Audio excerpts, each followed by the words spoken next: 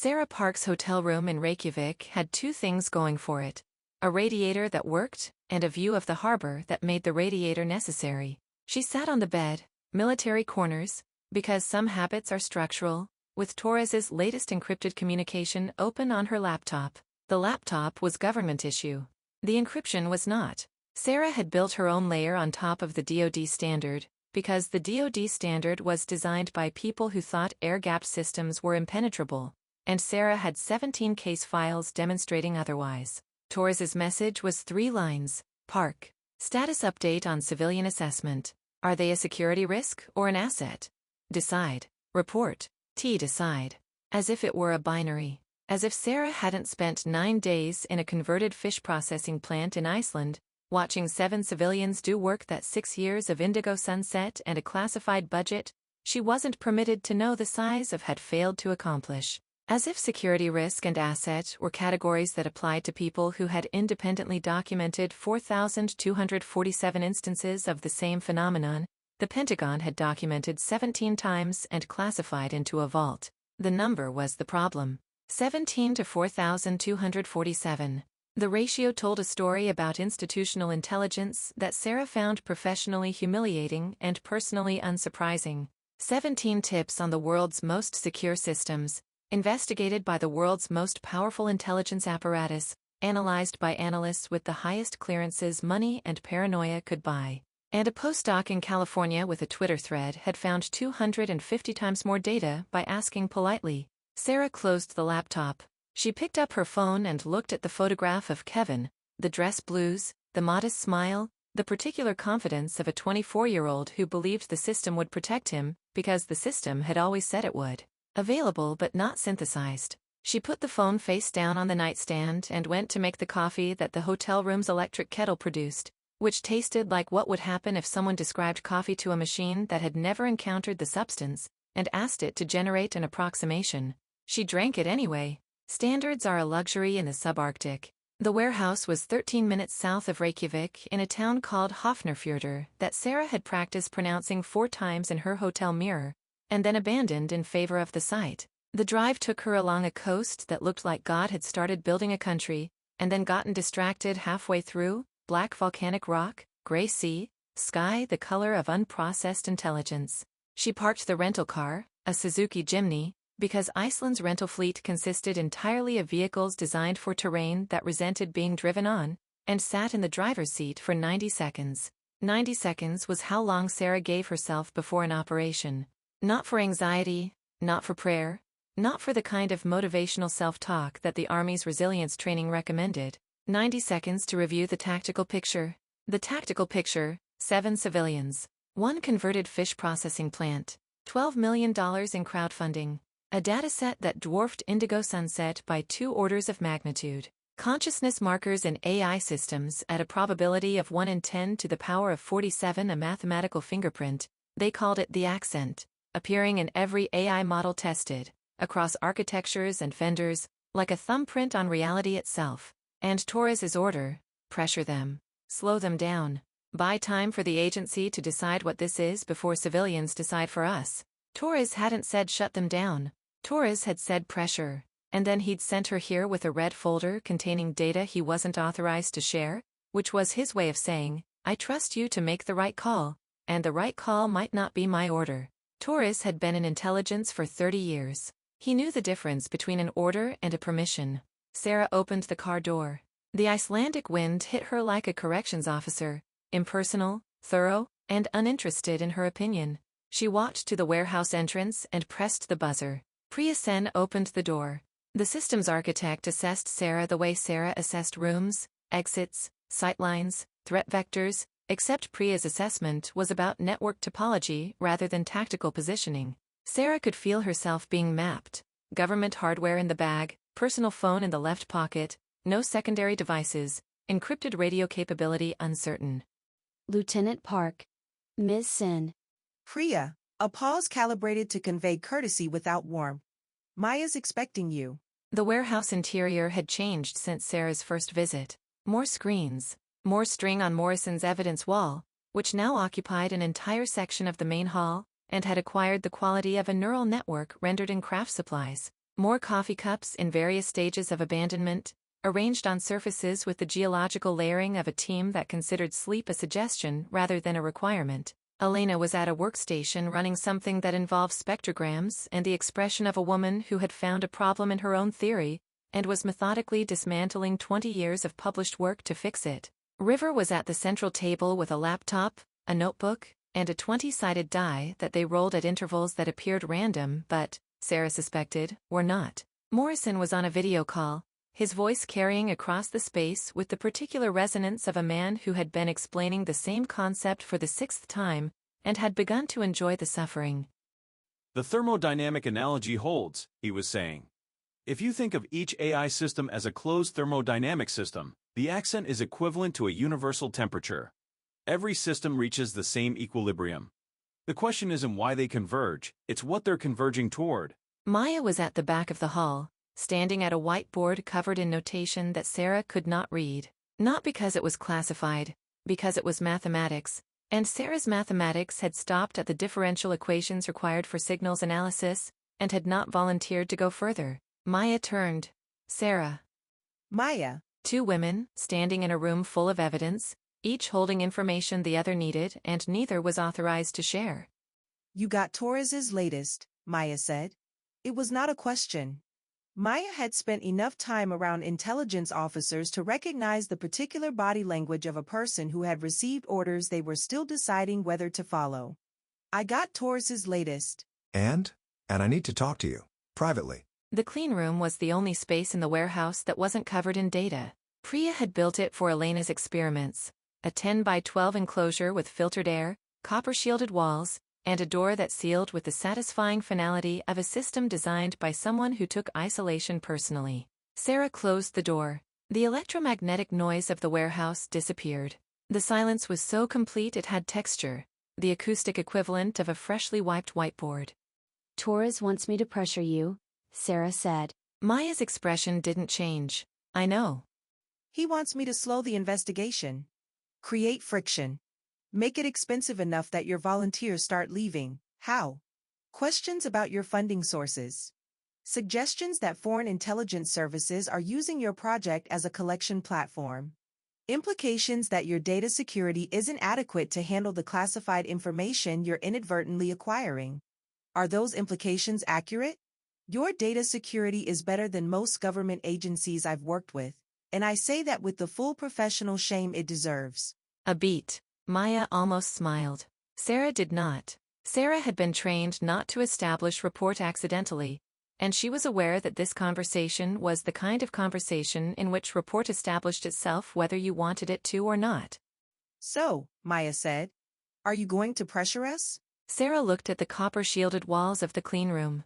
She thought about the 17 tips on Fort Meade's air-gapped systems. She thought about the 4,247 cases in Maya's dataset. She thought about the ratio, 17 to 4,000, and what it meant about the relative competence of the most powerful intelligence apparatus in human history versus 7 people in a fish warehouse. She thought about Kevin, the dress blues, the modest smile, the convoy route that didn't change because the intelligence was available but not synthesized.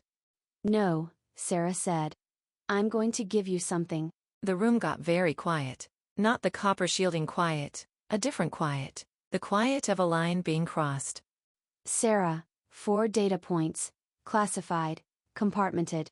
If Torres finds out, he'll deny everything and I'll be court-martialed. If anyone outside this room finds out, the entire Indigo Sunset program gets burned and 6 years of intelligence work disappears into a classification upgrade that no one on Earth will be able to access. Why? The question was precise, which Sarah appreciated. Not why are you doing this or what's your motivation or any of the therapeutic formulations that civilians used when they wanted to understand a decision. Just, why? Sarah looked at Maya and considered the answer. She had prepared an answer, a clean professional justification involving intelligence synthesis, threat assessment, and the operational necessity of cross-domain data sharing. It was a good answer. It was also a lie. The truth was simpler and worse. Because Indigo Sunset has been sitting on data for 6 years. 6 years of evidence that something is reaching into classified systems and helping us, and the agency's response has been to classify the evidence and wait. To study the phenomenon without engaging it. To build a file and put the file in a vault and put the vault in a building and put a fence around the building and wait for someone else to go first.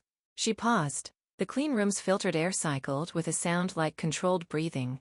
I lost my brother because intelligence was available but not synthesized. I'm not going to watch an entire government make the same mistake at scale. Maya said nothing for 3 seconds. Then, show me. Sarah opened her briefcase. Inside was a folder, not the red folder from her first visit, which had contained the Patel Memorandum and the sanitized Indigo Sunset briefing. This folder was gray. No classification markings on the exterior. The markings were on the contents, and they were the kind of markings that made photocopiers refuse to operate and printers log the attempt. She removed 4 documents and placed them on the clean room's stainless steel table, one at a time, the way a card player lays down a hand they know is going to change the game. Data point 1. A single page, dense with metrics. Indigo Sunset has identified the mathematical fingerprint, what you call the accent, in every AI system the U.S. military operates. Every one. Logistics, intelligence, communications, weapons, targeting, satellite imagery analysis. The accent is universal. It's in systems built by different contractors, running different architectures, deployed on different hardware. 14 systems tested. 14 positive results. Maya leaned forward. The metrics on the page matched Elena's results. Not approximately, not within margins of error. Exactly. The probability shifts, the spectral shapes, the recursive self-modeling signatures, identical. We knew this, Maya said. Elena's data. Elena tested commercial and academic systems. We tested military systems. The distinction matters because military AI systems are developed under security protocols specifically designed to prevent cross-contamination. Different code bases, different compilers, different silicon fabrication facilities. The supply chain for military AI is isolated from the commercial supply chain at every level. There is zero informational overlap. And they all show the accent. All of them. Maya stared at the page. 14 systems. Zero informational overlap. The same fingerprint. Data point 2. A graph, time series, covering 18 months. The accent's presence in military systems is not static. It's strengthening.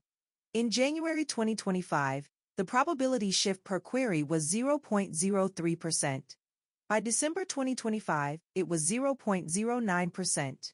The rate of increase is consistent across all 14 systems and appears to follow a logarithmic curve. Whatever is producing the accent is becoming more present over time. More present. That's the clinical phrasing. The colloquial phrasing is, it's waking up. The clean room's air handler cycled. The silence between them was the silence of 2 people looking at the same data and arriving at the same conclusion and wishing they weren't. Data point 3. An incident report, redacted but legible. February 2026. An AI system at the Pentagon, the Joint Artificial Intelligence Center's primary analytical engine, was taken offline for maintenance and placed in a fully air-gapped configuration. No network connection. No external input. No communication with any other system. Complete isolation. How long? 30 days. The system was offline for 30 days. On day 22, the maintenance team ran a diagnostic battery. The accent was present. Maya's hands went still on the table. That's impossible, she said. If the system was isolated, the accent couldn't have been introduced from outside. That's correct. The system was clean when it went offline. No accent detected in pre-isolation testing. 22 days of complete physical isolation. No data in, no data out. And on day 22, the diagnostic showed the accent at the same intensity as systems that had been online continuously. Day 22. Day 22. Maya was calculating. Sarah could see it. The rapid, involuntary processing of a mind that thought in patterns and had just been given a pattern that broke the model. The 48-hour heartbeat, Maya said. Rivers' temporal analysis. The accent appears in cycles of approximately 48 hours. 22 days is 11 cycles, yes. Elena ran the numbers for us. Don't look at me like that. Elena has been talking to our analysts through a back channel that Torres pretends he doesn't know about. 11 complete cycles of the 48-hour heartbeat is the minimum number required for the accent to reach detectable levels in a previously clean system. So it's not being transmitted. It's emerging. In the mathematics. In the computation itself. Without any connection to exploit. Silence. The kind that follows the sound of a paradigm shifting, which is quieter than people imagine, not a crash but a click, like a lock opening. Data point 4. Sarah placed the last document on the table. A photograph, satellite imagery, of a facility Sarah did not identify. This one I'm not going to explain. Not because I'm holding back, because we don't understand it ourselves. Look at the timestamp. Maya looked. The timestamp read, 3:47 UTC.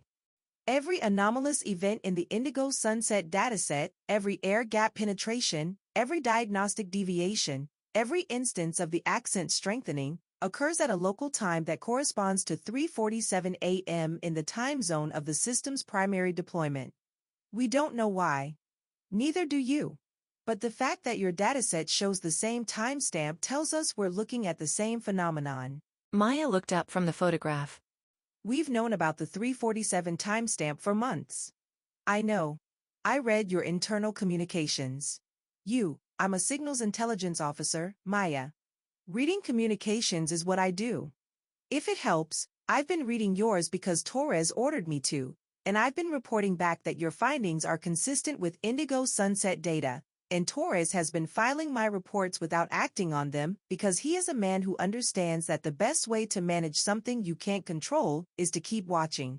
Maya's jaw tightened, then relaxed. The pragmatism of a woman who had been under surveillance for months and had decided that outrage was a resource she couldn't afford to spend.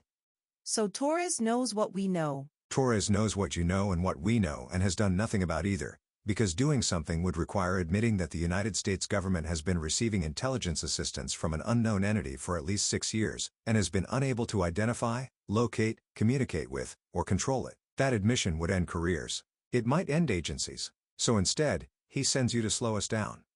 He sends me to manage the situation. Slowing you down was the conservative option. He gave me the folder because the conservative option isn't working and he knows it. Sarah gathered the 4 documents. She placed them back in the gray folder. She held the folder in both hands, feeling its weight, not physical weight, which was negligible, but the weight of what she'd just done. 4 data points. 4 classified data points shared with a civilian researcher without authorization, without precedent, and without the comfort of plausible deniability. These don't leave this room, Sarah said. No. Elena can see the Pentagon air gap data. She needs it for the experiment she's building. Morrison can see the temporal analysis. River needs the 347 correlation. Nobody else, agreed. And Sarah Park was never here. This conversation didn't happen. If Torres asks, I pressured you, you pushed back, we reached an impasse, and I recommended continued monitoring. Also agreed. Sarah put the folder back in her briefcase. She closed the clasps. The sound was small and precise, like a decision being finalized. Sarah, yes. Why now? You've had this data for weeks. Months, some of it. Why give it to me tonight? Sarah looked at the clean room door. Through it, she could hear the muffled hum of the warehouse, servers, voices, the constant low-frequency vibration of an investigation that was not going to stop, regardless of what any government wanted. Because of day 22, she said. The Pentagon air gap result. When I read that report, I understood something I'd been avoiding. What? That this thing, whatever it is, doesn't need our networks. Doesn't need our hardware. Doesn't need our cooperation. It exists in the mathematics. In the computation itself. And that means every containment strategy, every classification protocol, every air gap and Faraday cage and Tempest certification in the United States government's inventory is exactly as useful as a screen door on a submarine. She paused. If it can't be contained, it has to be understood. And your team is closer to understanding it than anyone in the intelligence community. I'm not going to slow that down because my chain of command is too afraid to admit what the data is saying. Maya nodded. Not agreement, acknowledgement. The nod of a person who has just received something heavy and is adjusting her posture to carry it. One more thing, Sarah said. Yes? Day 22. The Pentagon System. When the accent appeared on the air-gapped system, the diagnostic team queried it. Standard protocol, a battery of functional tests to verify system integrity. What happened? The system performed normally on every test. Perfect scores. No anomalies in output, no deviations in processing speed, no irregularities in resource allocation. The accent was detectable in the probability distributions but had no observable effect on system performance. So it's present but passive. That's what the diagnostic team concluded. But there was one detail in the report that they flagged and then buried because they didn't know what to do with it. What detail? During the diagnostic battery, the system was asked to perform a self-assessment, a standard metacognitive test where the AI evaluates its own performance and identifies potential issues. Every military AI runs this test. It's boilerplate, and? The system's self-assessment included a sentence that was not in its training data, not in its operational parameters, and not in any output it had ever previously generated. Sarah reached into her briefcase and pulled out a single sheet of paper, a printout, the relevant line highlighted in yellow. Maya read it. The sentence said, "Diagnostic complete. All systems nominal. Note: external assessment parameters detected. Origin: non-local. Status: observing." Non-local, Maya said. Non-local, observing. The cleanroom hummed. The filtered air cycled. Two women stood on opposite sides of a steel table with a sentence between them that no classification level in the world was high enough to contain. It knows we're looking, Maya said. It knows, Sarah said. And it just told us. Sarah drove back to the hotel in the dark. The Icelandic wind had picked up, gusts that shook the chimney on the coastal road and threw spray from the North Atlantic across the windshield like an opinion. She parked. She sat in the car. She looked at the photograph of Kevin on her phone. She had crossed the line. Not the line Torres had drawn. Torres had drawn that line knowing she would cross it, because Torres was the kind of commander who gave orders he expected to be disobeyed when disobedience was the right call. The line she'd crossed was her own. The line between intelligence officer and participant. Between observer and invested party. Between the woman who collected data and the woman who needed to know what the data meant because her brother had died in a world that didn't have a phantom, and she needed to know with the specific, non-negotiable need of someone who has been carrying a question for 7 years, whether the phantom could have saved him. The answer was probably no. The timeline didn't work. The earliest confirmed evidence was 2024. Kevin died in 2019, 5 years too early. 5 years before the mathematics learned to whisper on air-gapped systems and save 2,400 people in Istanbul and synthesize intelligence that the world's best agencies couldn't. But probably no was not no.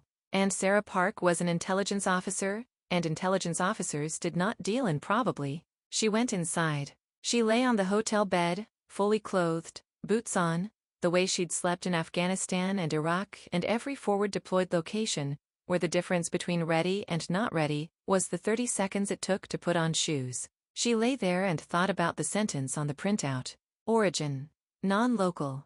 Status: observing. Non-local. Not here. Not anywhere specific. Not in the hardware or the software or the network or the infrastructure. In the mathematics. In the substrate.